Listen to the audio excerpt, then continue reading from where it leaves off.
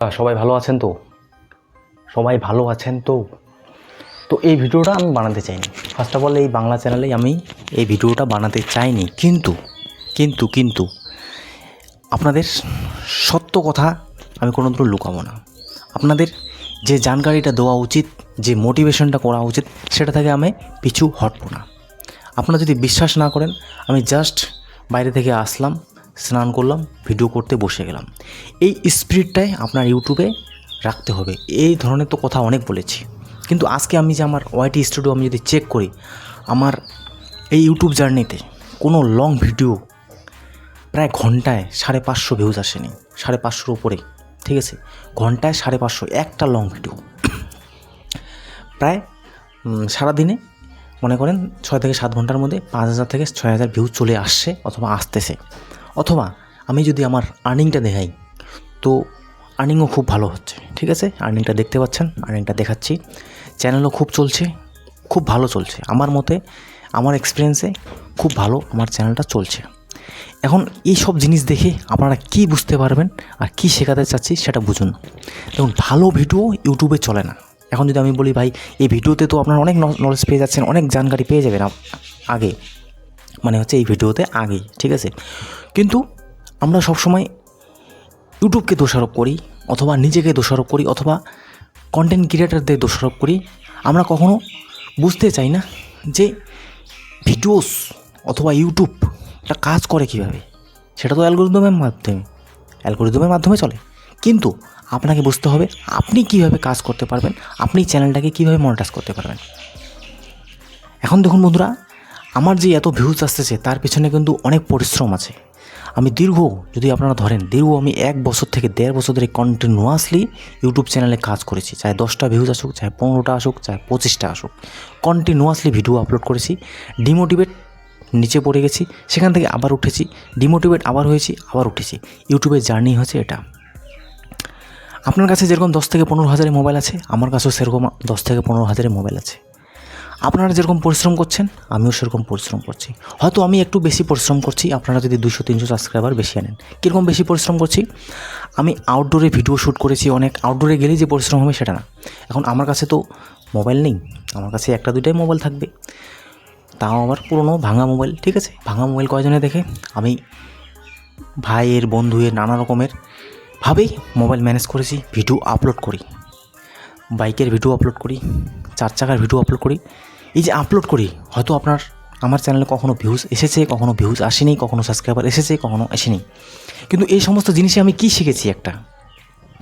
এই সমস্ত জিনিসে আমি শিখেছি যে ভাই, ইউটিউবে কাজ করতে গেলে ভ্যালুয়েবল যদি কিছু জিনিস থাকে আপনার কাছে, যেটা যদি রিসেন্টলি আপনি যদি কিছু পেয়ে থাকেন, মনে করেন মোবাইল, বাইক থেকে শুরু করে রিসেন্টলি আপনি যেরকম ব্লগ যদি ভিডিও বানাচ্ছেন, রিসেন্টলি আপনি কোথাও যাচ্ছেন, তো এইভাবে যদি আপনি সব কিছু যদি একটু ভ্যালু অ্যাড করেন, তাহলে আপনার চ্যানেল চলবে।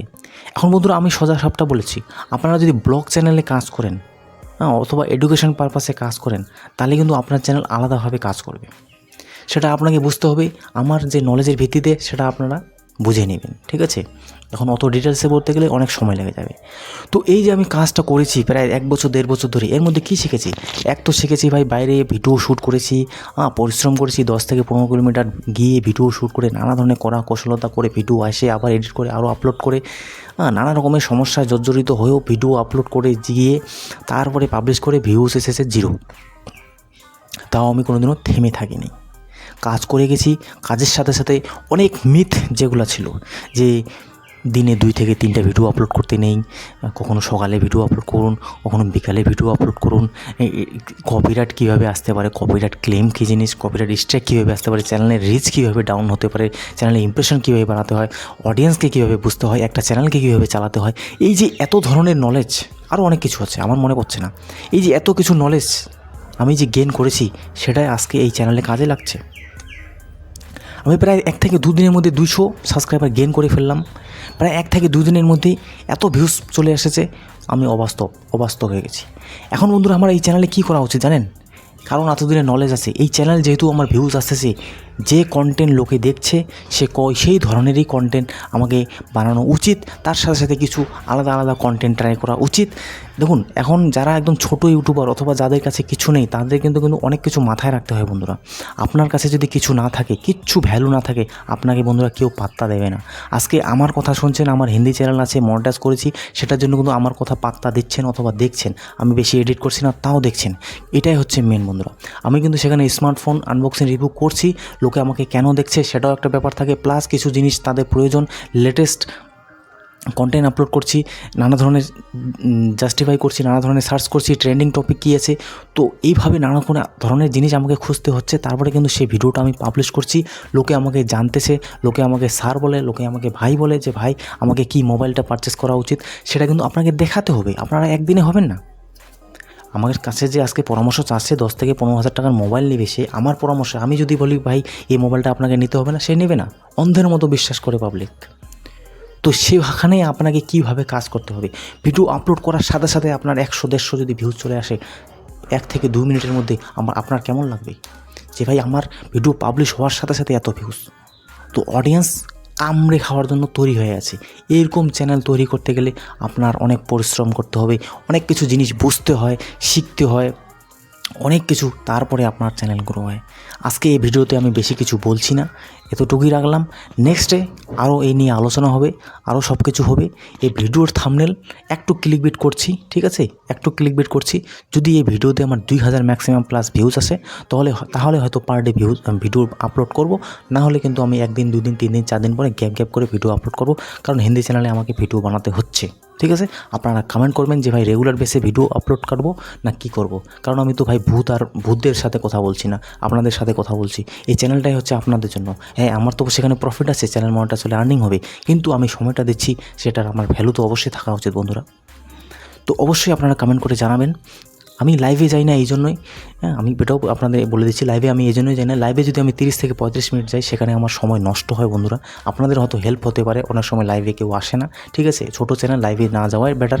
সেখানে আমার সেই 30 থেকে 35 মিনিট আমি একটা ভিডিও কন্টেন্ট ক্রিয়েটও করতে পারি, সেটা থেকে লাইফ টাইম ভিডিও আমি ভিউসও পেতে পারি। তো সেজন্য আমি লাইভে যাচ্ছি না, লাইভে অনেক সময় নষ্ট হয়। তো আজকে থেকে না, আজ পর্যন্ত এখানেই রাখলাম। নেক্সট ভিডিও নিয়ে আসছে, আপনারা কমেন্ট করুন। আমার এই ভিডিওতে ম্যাক্সিমাম 2000 প্লাস ভিউ চাই। কন্টেন্টটা একটু ক্লিকবিট থাম্বনেল হবে, আরও অনেক কিছু বুদ্ধি শিখিয়ে দিব কীভাবে কাজ করতে হয় না করতে হয়।